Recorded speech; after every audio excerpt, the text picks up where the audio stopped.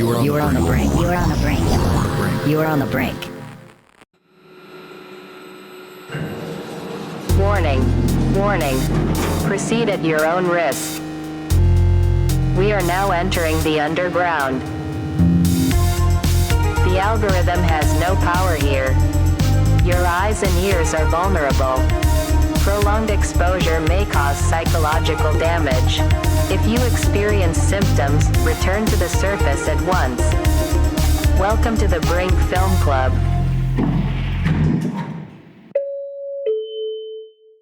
Welcome to the Brink Film Club. I am your host, David Pike, and is my co-host, Veronica Chase. Hi, kids. How are we? And today we are welcoming the very beautiful Miss Baltimore Bombshell. We love her. We worship her. She is the moment. She is an icon. She looks like Rita Hayworth today, so I hate her. I paid her to say that. No, for real. It's a little thing the audience doesn't know. If it were for you coming into my life, I wouldn't be where I am right now. Oh, I love you. So seriously, she came into my job, we hit off, and next thing I know, I'm like, can I be a co-host? No, I think I basically said, hey, you're doing this with me. Oh, yeah, I didn't that's really right. give you an option. That's right. Yeah.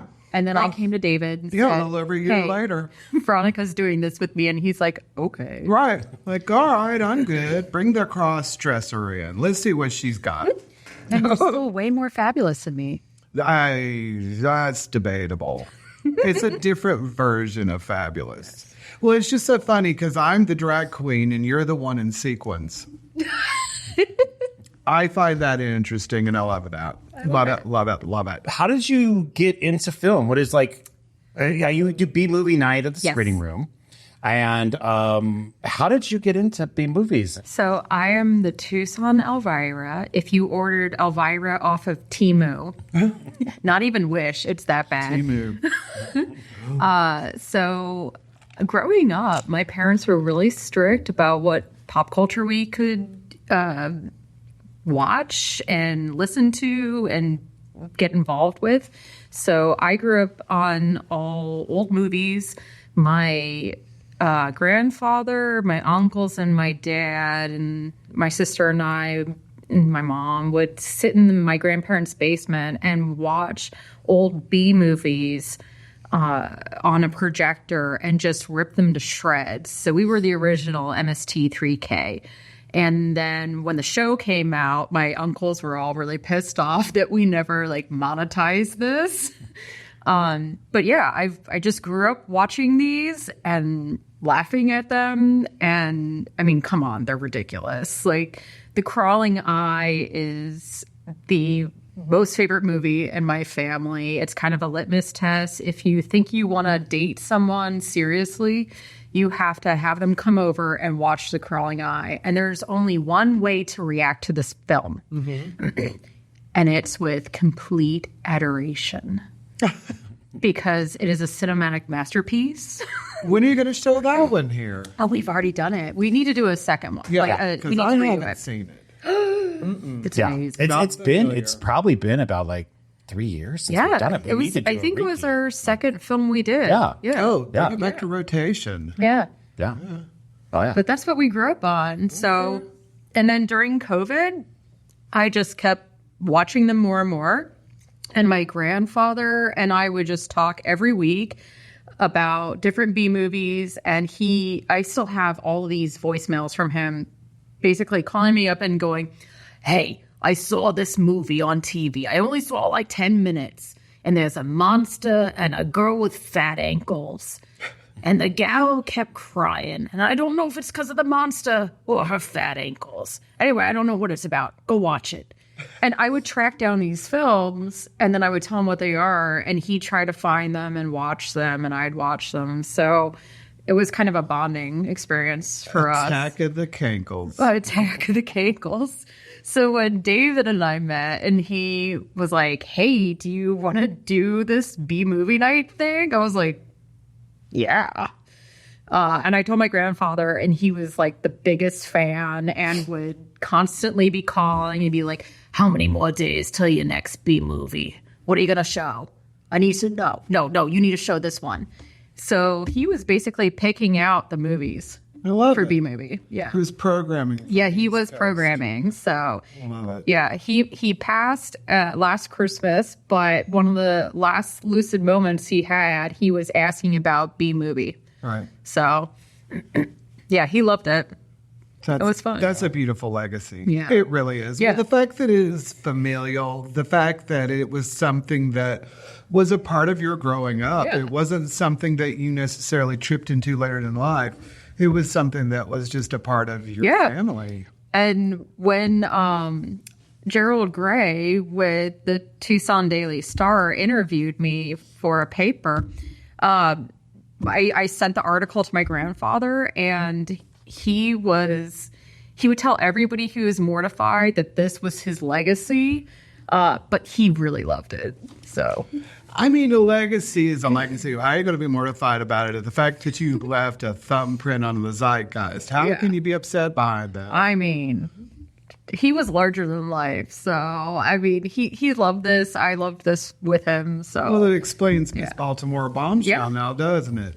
yeah, well, that is because the Cactus Cunt and the Tucson Trollop just don't have the same ring to it. So I've just retained my Baltimore moniker. Not the Cactus Cunt girl. I know. No, it sounds prickly. I'm a little prickly. Just a little. Just a little. I haven't It's shaved 3 my days legs in a after few shave. days. Yeah. If you had one movie that you would absolutely say to someone, this is your intro to B movies. Here it is. Watch it, kid. See, that's so hard. There's so many say to 3 choose. then. Okay. 3. Okay. Crawling Eye. Okay. Obviously, that's a fantastic film. And fantastic, I mean an absolute pile of crap. It's also known as a Trollenberg Terror in the UK and I think Canada. So you might have to look it up under that. The Killer Shrews is my all-time favorite. I fucking love that film. Am I allowed to cuss? Of course. Oh, of course, yeah. Okay, definitely. great. Please. Love that film. And then, honestly,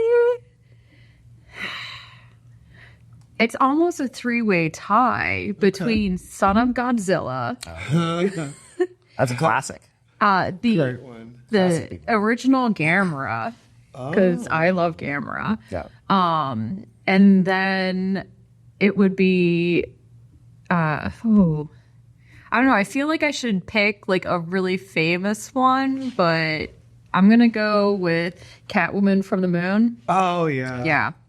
Oh, yeah. Oh, yeah. Yeah. Well, I love that you are a kaiju fan. And I Yes. guess, how do I not know this until now? Yeah. I'm going to be that person and say Gamera over Godzilla. Fair. But they need, And they that's need a very movie together. controversial. Well, I know. They and totally they need a don't movie have together. one. So, yeah. It's been like, what, 70 years? They should Nothing? totally do like a buddy cop movie where they're like Yes. good cop, bad cop, but on the both side For side, real. and they just like switch back and forth, and which one's gonna like Yeah. Gamera's Yeah. too fucking old for this. And they need like little Manila in there for comedic. the little like, twins. Yeah. They need them in there. They need to come in and sing a song halfway through the Yes. movie. Oh, yeah. Yeah. And a Bob Fosse dance number, because if there's not one, then it's not like a weird B movie. Oh, right. It's essential. It's essential. Yeah. You need it. Right.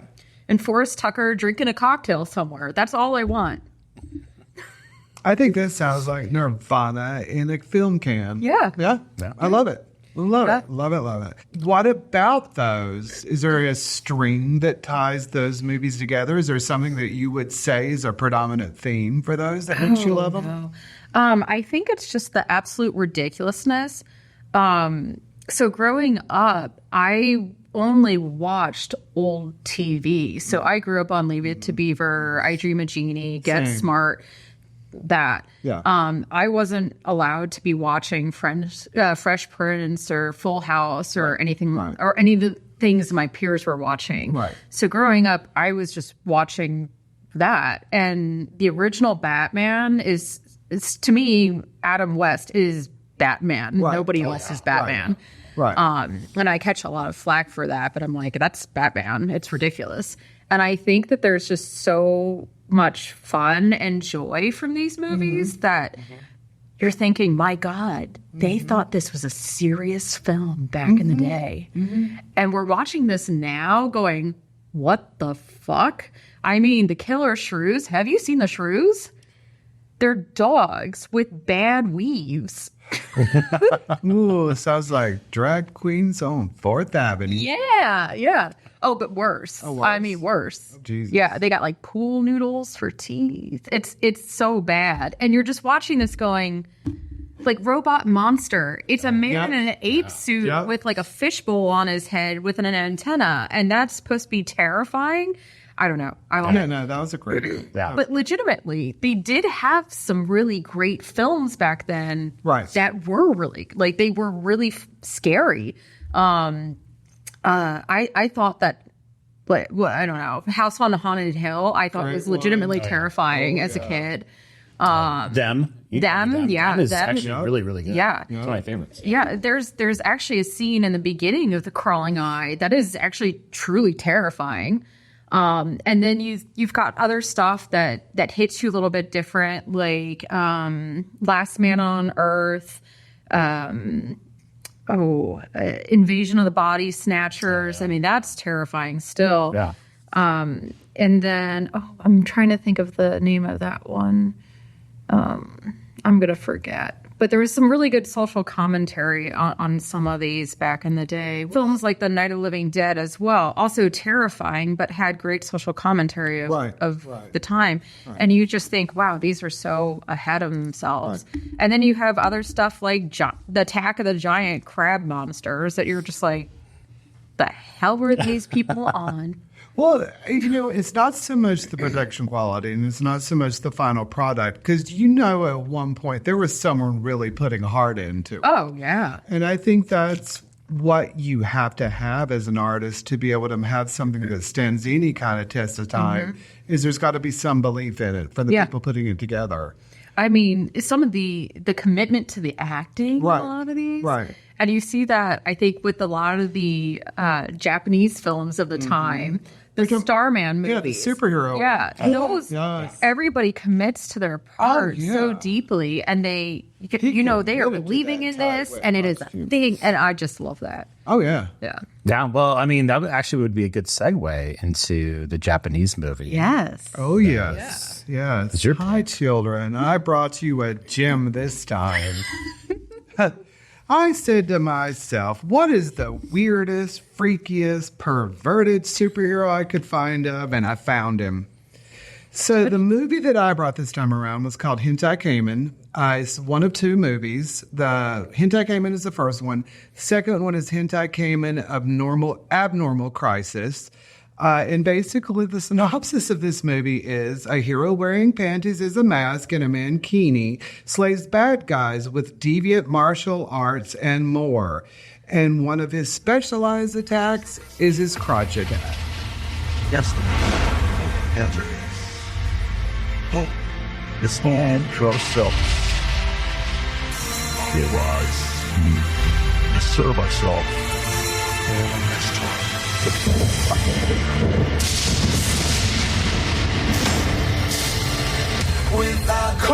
締めの合図です。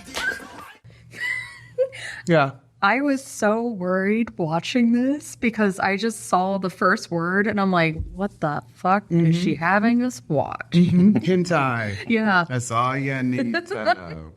Yeah, it's pretty much how you said you're the Temu version of Elvira. This would be the Temu version of any common writer or anything like that. It would absolutely be. Absolutely. It was a Japanese manga. This is a parody film, so I really want people to understand that this is not supposed to be a serious film. Although it became huge when it came out. I believe it made like top 10 or top 12 when it was released. Oh, yeah, it was in 93. And, well, I mean, they're not afraid to do things in cinema over there that we won't do.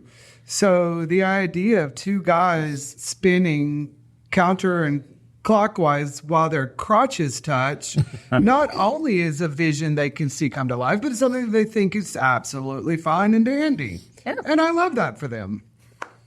But It is based on a manga series, and I am going to butcher these names, guys and gals, so forgive me. Kyoko Hentai Kamen was the original manga series name. So the lead character is Kyosuke. He's the son of a fallen cop who was into being whipped, because in the opening scene, he goes in and stops this dominatrix, and she ties him up. The next thing knows, she's beating him, and he's like, yeah, I like it. And they fall in love. His mom was a dominatrix. Yes. Yeah. Okay. Yes, that's who throughout the movie Yeah. keeps busting in the door and says, why don't you have a girlfriend? Why don't you go out and do this and that? She's everything. She's everything. So the son of a fallen cop and a dominatrix. He's a young man who was tall, strong, amazing body. Amazing body. But he's a wallflower. So he very much gives you that Clark Kent energy. Mm-hmm. Oh, yeah. Very awkward. Wouldn't call it Peter Parker, even though they're technically would be more aligned as age-wise. But it's more Clark Kent. He falls in love with the transfer student named Eiko Himeo. And there's, for some reason, in this movie, the group of supervillains is trying to take over the school. Ultimately, I believe there's something buried under the school. I believe it's gold or diamonds. For some reason, that part of the plot just escapes me at the moment. But they had an ultimate goal in mind. But so they went in and they kidnapped some of the students, and Eiko happened to be one of them. And he decided, well, I'm going to save her because I love this girl. I just see her, but I love her. So he goes and he's trying to find a disguise. He somehow knocks out one of the bad guys because he's been taking karate classes. Mm-hmm. He did just the right hi-ya, took him down.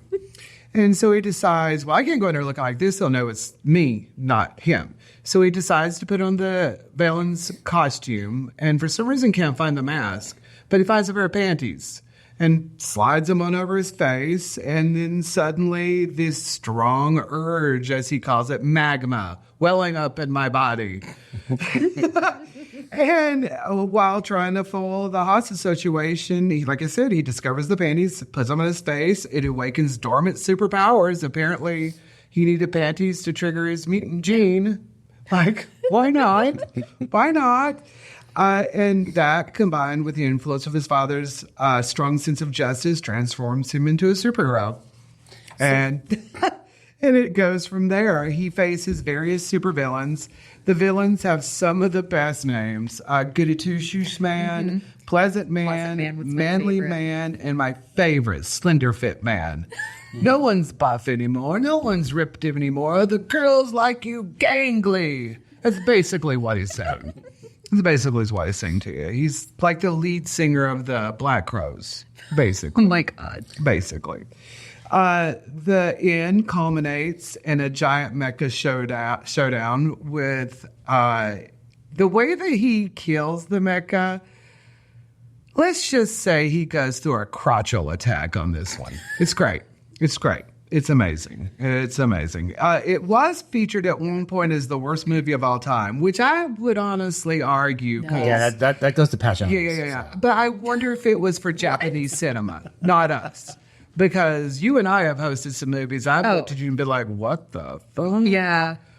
I have definitely submitted subjugated the audience to some bad Well, shit. my first one here, Invasion of the Bee Girls. Yeah, that was like, great. This is good and bad. Yeah, that was amazing. Oh, yeah. But it was from manga, like I said, is from 92 to 93. There were 52 chapters in total. It made it to, I'm sorry, let me go back and say what I said earlier. It made it to 12th place on Box Office Mojo and grossed over 100 million yen, earning 10 more times than they projected it to earn when they were releasing it. And the sad thing about this movie is for it to be such a cult underground thing, it's really hard to find information about it. Yeah. There's like 3 or 4 pages with any kind of actual, like, viable information. It only had 8 reviews on IMDb. Yeah. I was Yeah. like, it's only 8. Yeah. I was like, Yeah. wow, okay. Well, what's crazy, kids, is I know the first one is on YouTube and it has English subs on it. For the longest time, you couldn't. Yeah. You could just watch it and just out of context figure out what was going on. So, like, literally the first few times I saw it, it was just me going, okay, let me figure this out. Well, and the thing of it is when it comes to the superhero genre in Japanese film or TV or anime or any of that, they tend to be very formulaic. So it's pretty easy to figure out where it's going because it usually has your setup, the hero's journey. You meet the person or persons that they care for or are willing to protect. And then the villains come in. Then you find out what the villains are doing and yada, yada, yada, yada. Yeah. And so luckily that was easy. But having the subs on it, it made you really actually sort of understand a lot more about it, which I enjoyed. Yeah. It was the most homoerotic superhero spoof with fight sequences just this side of gay porn. There's a part where there's another gentleman who has been going around pretending he's hentai Cayman. And of course, hentai Cayman calls him out on it. They have a fight. And it turns out he's a little bit more of a pervert, so he beats it the first time they meet. Then they have a second showdown, and during the second showdown is when kids, you see a little frottage a la superhero.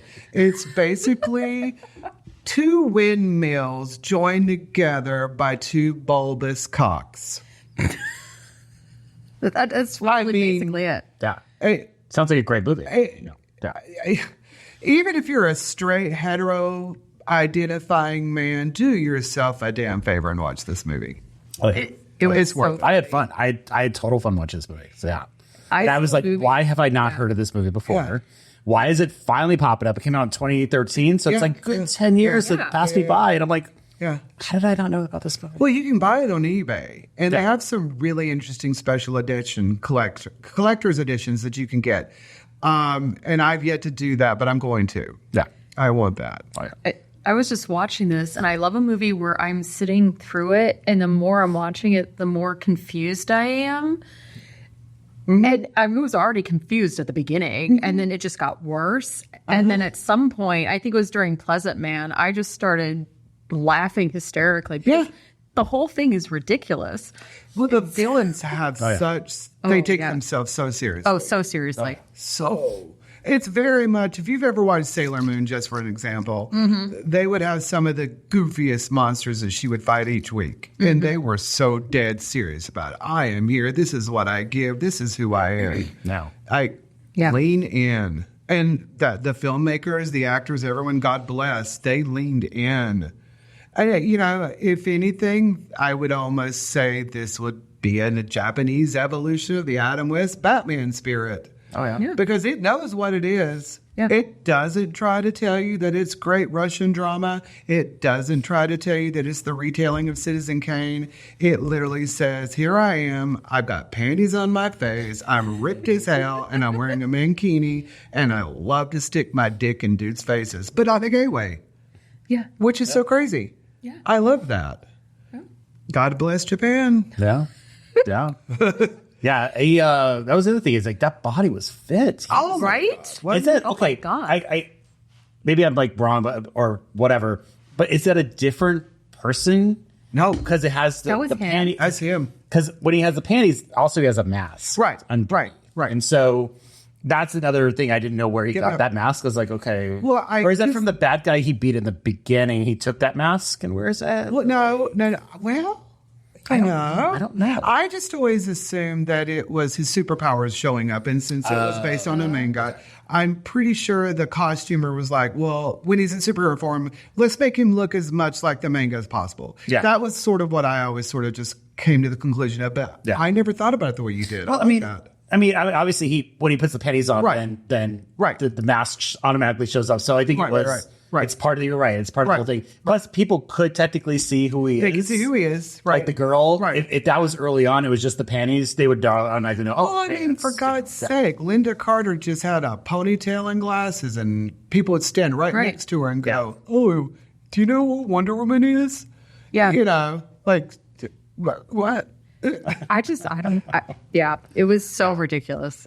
Well, I'm glad you guys liked it, and I swear, I gotta watch this. Watch it. Yeah, I gotta watch the sequel. Yeah, so. There is a second one, Abnormal Crisis. Yeah. So I think we need this at B movie. We could. We absolutely. Right? I need to. We absolutely could show him I came in here. Ooh, we should. Yeah, we did. Yeah, this needs to happen. Yeah. Now I wish I had waited on showing Heroic Trio. Oh, that was a good one too. Oh, yeah. Yeah. But yeah, that was my submission. I love that each time I bring it, twists just a little bit more insane. I don't even know how, like, one, where did you find this? And two, how are you going to top this? That's the thing. I don't even remember how I found it, to be honest, because it was one of those things when I was watching it the other day and I was writing notes to come here about, and I was like, well, where did I discover this? And I honestly, knowing me, I was probably looking up anime porn parody or some bullshit. I'm pretty sure. And I'm sure that's probably how I discovered it. And then, of course, he picked up that picture and it's that rockin' body. And I'm like, hi, I'm going to watch this. I'm going to indulge. But yeah, someone like me who's a superhero person and a parody person and an exploitation person, it really click, click, click. It hit everything. Clicked all them boxes. Yeah. It was so good. Yeah. Right. Okay, let's move on. Okay. So, your pick. My pick. So I didn't get the memo. And apparently it was supposed to be like an obscure film or something that wasn't really mainstream. I feel like yours falls into that. And it was a film that I hadn't seen or heard about before. And that's because, honestly, I just live under a rock. But I was just scrolling, I don't know, Amazon Prime recently looking for different films. I wanted to watch like more spooky stuff because we're in spooky season. And it recommended The Mist to me from 2007. And I watched the trailer for it. I was like, oh, this doesn't look too scary because I get easily scared. Right. This is why I like B-movie horror stuff. Gotcha. I will have nightmares if it's newer stuff. It's just bad. So, I mean, it took me 3 years to watch Alien, but Alien is a love movie between a woman and her cat. Prove me wrong. So I decided to watch The Mist, and so it was funny because we actually had B-movie that night. We had, we were doing the short films that night. Yeah. So I'm watching this, getting ready, and then, like, I'll just tell the story about how I came to watch it. But it's like I have to leave. And so I turned the film off and I get over to the screening room and David's like, hey, what have you been doing today? So I told him. He's like, oh, my God, what'd you think of the ending? I was like, I don't know. I had to turn it off 10 minutes before the end. And for the rest of the night, he was like, you need to watch this. You need to watch this. You need to watch it. And then one of my friends that was in the audience was like, what the hell's wrong with you? You should have just watched the end. Right. So I get home, watch the end, and then immediately had to text David about it. But so it follows this guy and his family in like, Maine. More than likely Maine. Yeah, it's Maine. Because Stephen King did the right. the story, and he always said it's from his original, The Mist. Yeah. So this guy and his family are in Maine. He's an artist, and there's this really bad storm that happens, and trees get down, and one goes through part of his studio, his art studio in the house. So his wife stays behind, and a tree goes down on his dock house. It was his neighbor's tree, and they don't really get along. So the neighbor, the guy, and his son are like, okay, we need to go into town, get supplies, because this is really bad.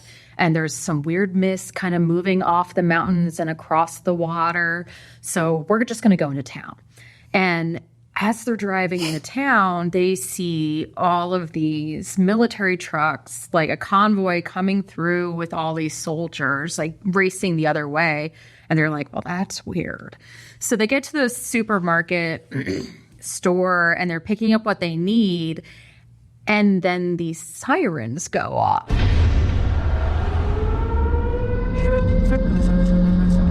What's going on? It's death. And it's like warning, this is bad. Like something's happening. And so all these people are inside the store, right? And they're just like looking outside going, what the hell's happening? Right. And then you see people start running like past the store, screaming. People are trying to get inside. This guy gets inside and says they took John Lee. And people are like, what are you talking about? And then this mist rolls up and you can't see anything. Right. And so, a couple of people decide that they're going to like brave it and just get the hell home because they've got family or whatever coming for them. And they're like, well, we're just going to make it. And they get like brutally killed in this mist and nobody knows what's going on. So at some point they're like, oh, we're going to go check the dock, like the loading bay dock area of this store. And they open up the door a little bit and this tentacle comes through and like tries to grab one of the guys to go back to look, like it's going back there to see what's going on. And everybody's like, what the fuck? And this tentacle has like claws on it. It was like, I don't know what's going on. A octopus with a bad manicure or something. But he's like flapping around, trying to kill everybody. So this kid gets taken by this thing. They lob off one of the little arms. And then the guy comes back and he's like, we can't go back outside. There's something in the mist. And nobody knows what this is. Right. It's wild.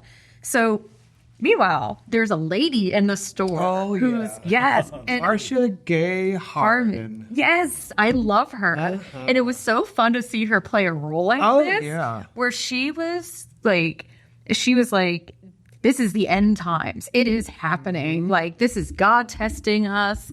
And so she's saying all of these bad things are going to happen. And of course, all these people are freaking out because they don't know what's going on. They just know if you go outside into the mist, you die like a horribly brutal death. And they don't know what this thing is. So there's a couple military guys in the store, a couple like low-ranking soldiers. Sam Witwer from Human. Right.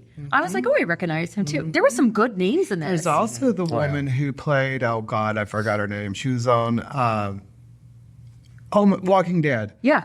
Oh, I can't think. McBride? Oh, yeah. That's her. Oh, God, I can't think of her name. Yeah, Carol. I think she plays Carol in The Walking Dead. Carol, thank you. You're right. She was in this. So just so you know, to put those two together, The Mist and Walking Dead, the same Frank Darabont did both of those.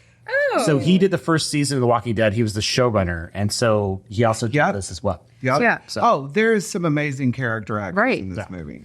So, Thomas Jane, who plays David Drayton, he's the main character.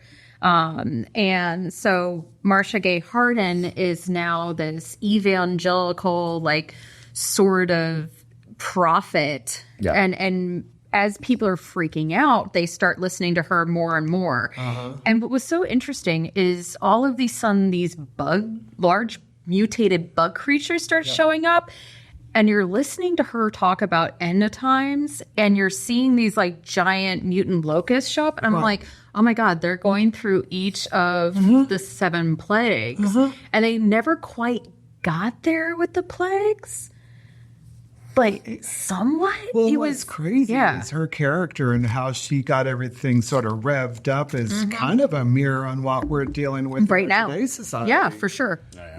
And I thought that was probably the most scary part. Yeah, she was the biggest villain. Yeah, not the monsters killing you. No, she was the one there going, "I'm the sword of Damocles. I am the right hand of God." Yeah. Well, I mean, I think that she made it worse. She did. Yeah. She wasn't making anything better. No. People stuck in that store. No.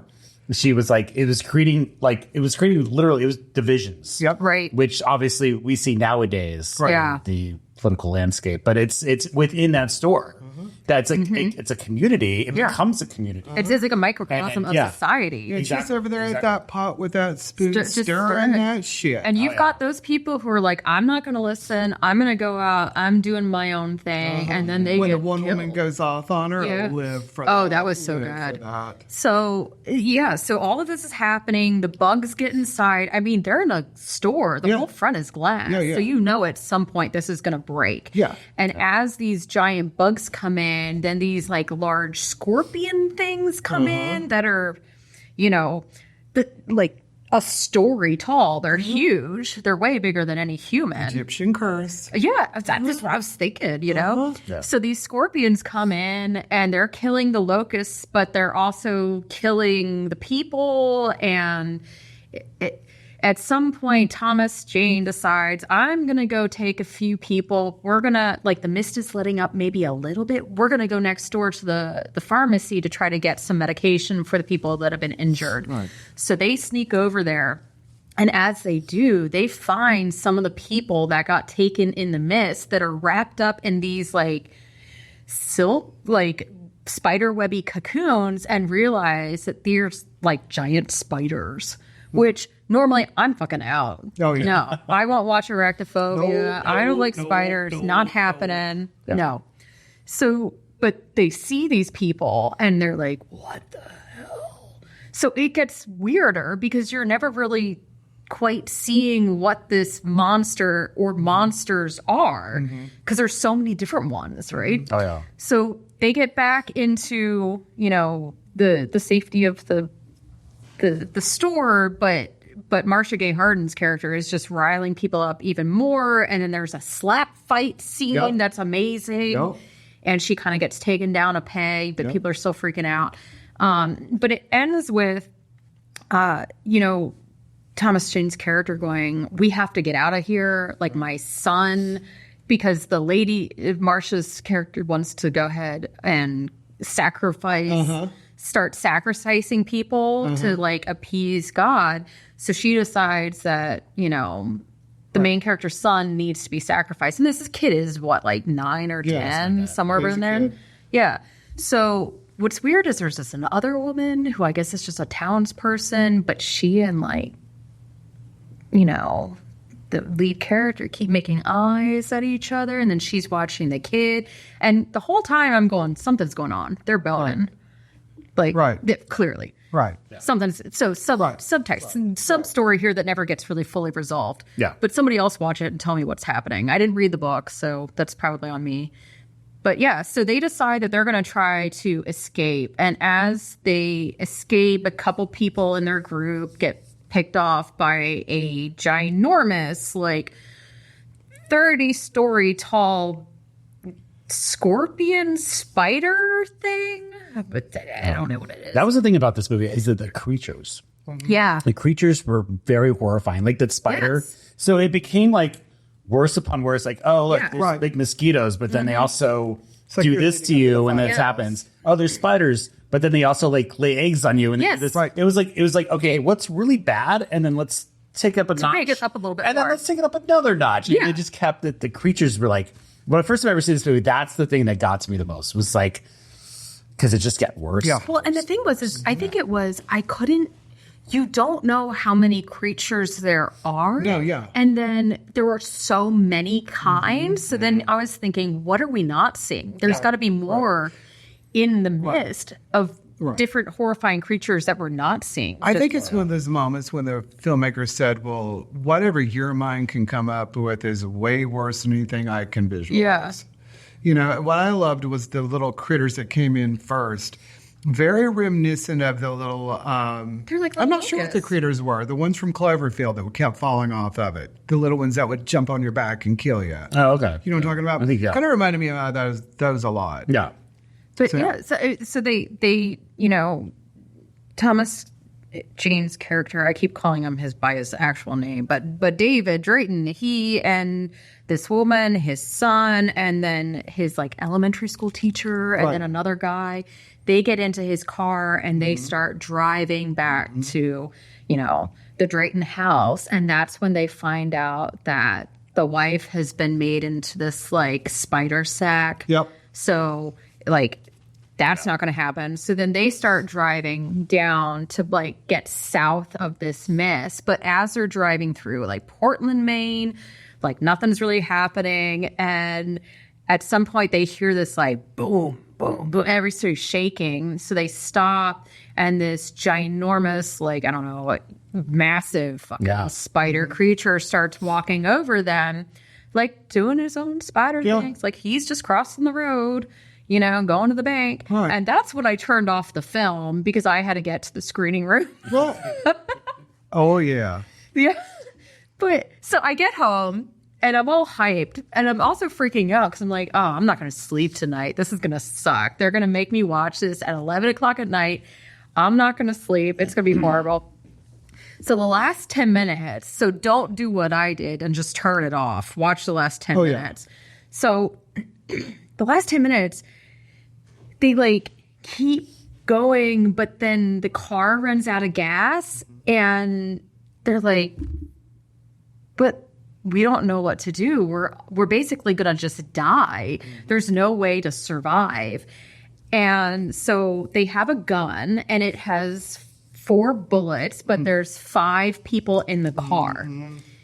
So, you know, David Drayton decides some person's gonna like not die. So he chooses to, and this is like really sad, but he chooses to, he has to kill his son and everybody else in the car because this is a far better fate than what awaits them in the mist. Yeah.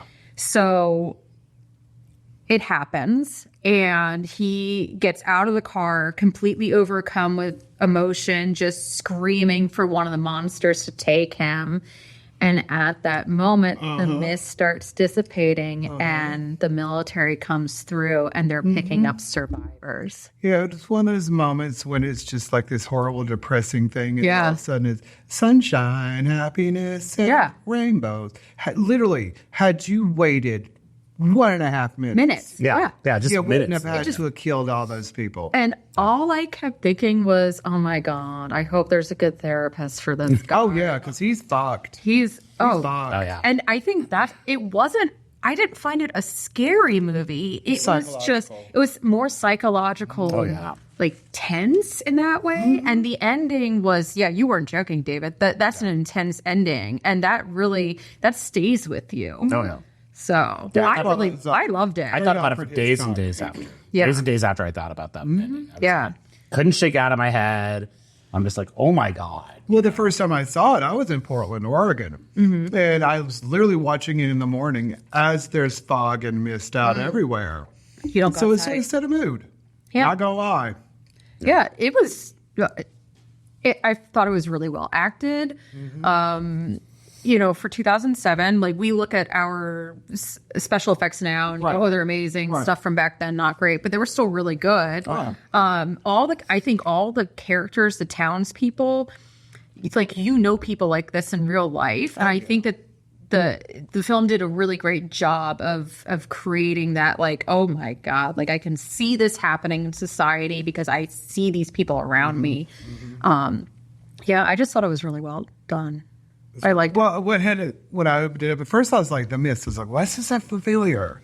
And then the moment that first scene started, I was like, oh yeah, I've seen this like 3 times. Yeah. It's a good choice. Yeah, I kind of want to read the book now. Well, and I honestly think that it really does fit under this umbrella because it wasn't exactly a huge box office. And no, it's not. It's not really something that you hear people refer to as a favorite of theirs, really. Yeah. Which is really weird because it does sort of fall into the vein of the Cloverfield movies. Like it really does. Only instead of it being like the, excuse me, instead of it being like the city of New York, it's this little, small little area in a grocery store. Yeah. It doesn't make it any less horrifying. No. Especially if you're in the middle of it. Yeah. Oh, yeah. Yeah, sure. It was, I really liked it. So, David, tell us about what you brought. I've been so busy with the fest, I did not bring any notes, which is awful of me and terrible of me. But, my pick was the 1982 cult classic Smithereens.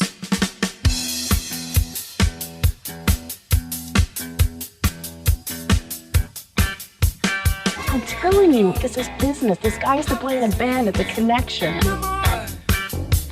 I think it's just some creeps. A whole bunch of creeps out there. Everyone's trying so hard to be cool, and they're all a bunch of big zeros. No, really, I was getting paid tomorrow. I can give you the whole thing at 9 o'clock. How's that? Well, I'm getting paid next week, I swear to God. It stars Susan Berman and directed by Susan Seidelman. Yeah. I'm massacring her last name on that. But yeah, I mean, it's about a girl who is kind of just roaming through life, like trying to, how should I say, get ahead in the worst possible ways possible, trying to swindle and just say she's always back on rent. She never will really get a real job. No. She doesn't want to like just do really much of anything. She's kind of one of those people who just flow through life, and looking for easier ways out to live your life. Yeah, and so she was trying to become a groupie for all these punk bands. I mean, first of all, punk's not dead. Right. No.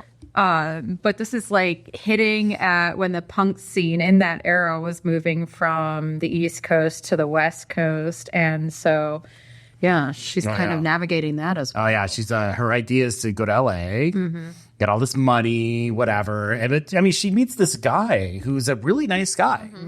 He's also in the same sort of situation in a way because he's living out of his van. Right. And he's going to New York to whatever. But it seems like he has a little bit more sense. He has a sort of direction he wants to go in. Right. And I feel that he's attracted to her because it's kind of the opposite of him. Yeah.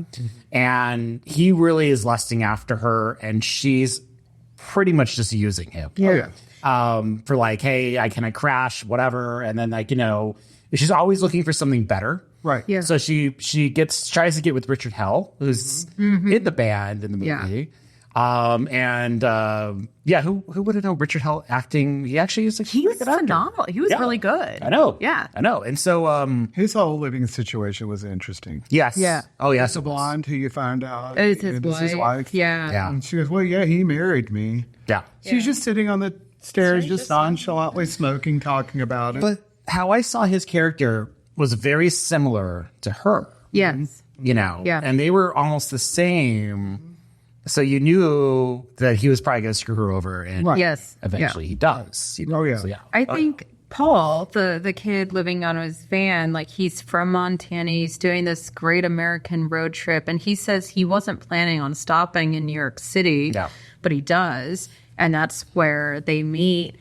But Ren, the girl, and I think he's just really attracted to that freedom that and like that carefreeness that he probably didn't feel growing up kind of in a more rural area. Right. He's got a girlfriend back home. Right. It sounded like he had like familial responsibilities that he was going to go back to after this gap year or whatever he's doing. But yeah, I really liked his character. I thought they were really interesting together because, looking at this now, you're going, Paul, what the hell? Yeah. Like, this person's not good for you. Right. But when you're that age, when you're early 20s, you don't know. You don't know. You don't know. But, I mean, it's also the he saw the wildness of how she is and just loved it. Yeah. Like, I just want this girl. She's very, and unfortunately, she didn't feel the same way. And it's interesting because, so Eric, Richard Hell's character seemed to be kind of a smarter version of Ren. Because, Ren is going to her brother and sister-in-law and asking for money, and they're like, hell no, we're not giving you any more. And she's trying to further her lifestyle or her persona, because let's face it, it's not a career. She's just trying to get ahead by becoming a groupie or getting into a band.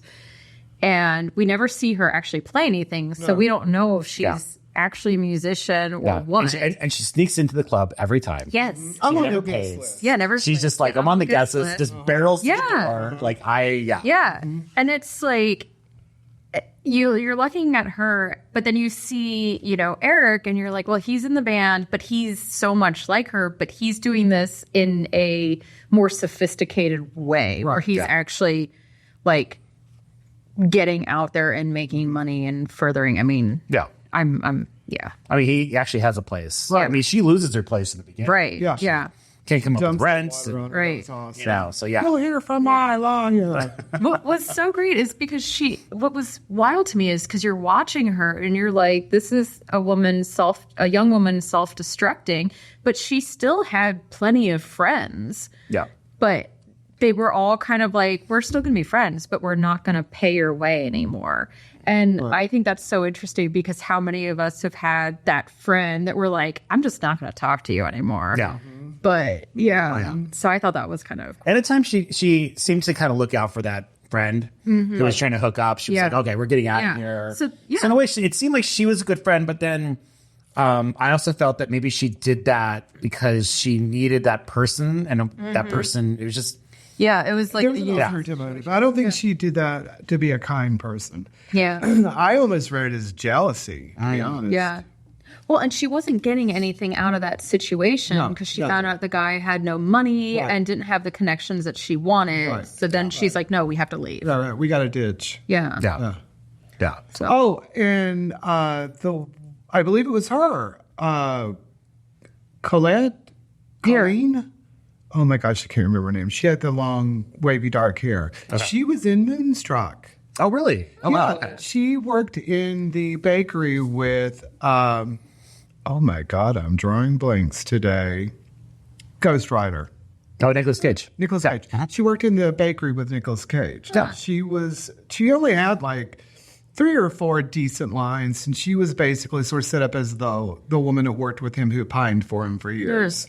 So, because when I saw her face on Smithereens, I was like, you look familiar. Yeah. So I IMDb'd her, and what it literally says is known for Moonstruck. With this movie, I like how we talked about the miss in the ending. Mm-hmm. And then this movie is the same way. Right. yeah. It has an ending where you're like, okay. Because, I mean, it's a character study film, obviously. Right. You're examining what's going on and looking at, what this certain character. But you also see her going on the decline. Yeah. Right. This downward spiral. Yeah. Right. How low is it going to end up by the end of the movie?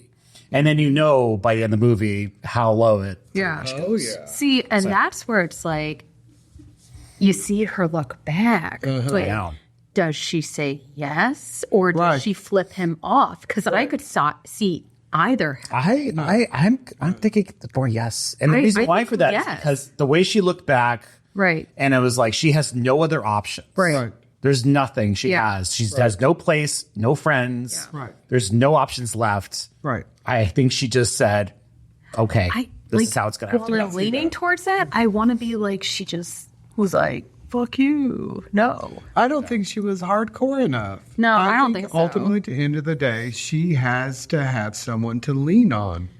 I really do. That's the way I read that character. Oh, yeah. Yeah. I just want to be the Pollyanna in this. Yeah, it's one of those movies that you're not going to go in there and leave with like a happy little bow. Yeah. Oh, no. My whole question through the whole movie was if Ren's here, where's Stimpy? No? I'm the only one? Oh, well. But yeah, the ending was literally one of the first times I've watched a movie and been like, yep, you got what you got, gal. Yeah. You play foolish games, win foolish prizes. And I mean, unfortunately, I know people like this. Oh, yeah. When I watch them, like, okay, that's somebody I just knew like a year ago, I mean, it's like, I know in life, people. You've got to get out and hustle for it. Like, people are not going to hand it to you. Like, I can tell you, having the career I've had, it's been a lot of sweat equity. Now, not to say that I haven't had fair breaks. I'm sitting here as a perfect example of getting an amazing break. But I put in the work that led me up to be able to get the break. Yeah. And so as the break came my way, I had certain skill sets so that I could fill the role. Yeah. You know what I mean? Yeah. And she just doesn't have any skills. No, she thinks that she is all that she needs to be. Yeah. And quite honestly, in a way, I admire someone who is so steadfast in who they are, who they absolutely believe that this is it, this is me, the sun sets and rises on my ass. I would love to have that kind of delusion. I mean, it's not a horrible superpower. It's impressive. I've known many people who walk through life and they're just like, I'm it, I'm everything. Yeah. And I admire that to a degree. Yeah. Agreed. Because you got to believe in what you're selling. Yeah. Or you're not going to sell it. Yeah. I mean, you also have to have something that backs you up. I mean, as far as like, It was, I mean, because this was 1982. Right. So this was before Evangeline? Yes. Yeah. No. It was about the same time. She was just getting started early 80s. Yeah. Because the big thing about her, the thing that really pushed her to a lot of people, not on the West Coast, was her billboard was the opening credits of Moonlighting. Yeah. And so there were a whole group of people from my side of the coast who were like, well, who is this chick? Well, that's what I kept thinking of when she's printing out all these flyers of her face. Who is this girl? And I was like, oh, is this what she's trying to go for and building up this mystique? Why not? So that's what I was kind of getting from it. It just didn't have, the same, Well, that's a trope that's been used in a lot of stuff, though, where people are really trying to push who they are. Mm-hmm. And they're like, well, here, check me out. Look at all Andy Warhol-esque. You know I'm amazing. I mean, just look at the mystique of Miss Baltimore Bombshell. I mean, the cactus cunt. Come on now. Meanwhile, if you see me on the stage, I'm going to start snorting when I laugh. I love that. I go in on you. I know just to get you to do that. The first time she snorted, I almost peed myself. I tried playing the straight man so good, and no. Not with those curves. You can't be the straight man with those curves. No. You can't. No, I'm sorry, Miss Hayworth. You're the love goddess. No, these are some really good films this week. I feel like, David, you and I had a similar thing with, the movie was good until the last, till the closing scene, and then you're like, damn, that was great. Right, and mine was just a shit show.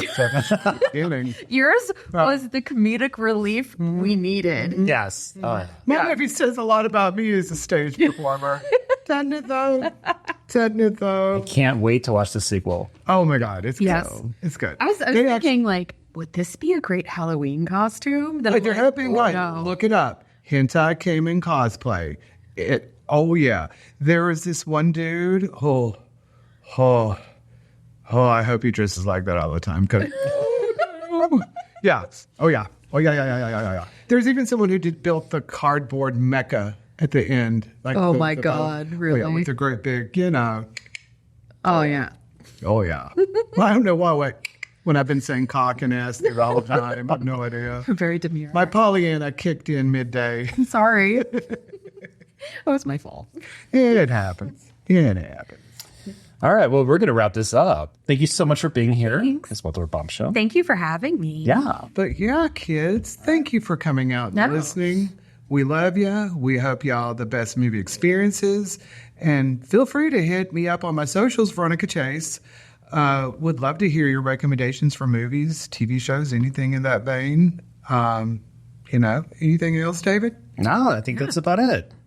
Yeah. All right. We're signing off. Bye. Now commencing our ascent back to the surface. If you want more content, visit brink.com. If you want less content, you are happy and well adjusted. Congratulations. Your hosts were David Pike and Veronica Chase. All art by Andrea Osoynik. Theme song by Josh Bill Humor. If you are angry, DM death threats at Brink Media on Instagram. If you are horny, also DM us. Thank you for your attention. You are free to go.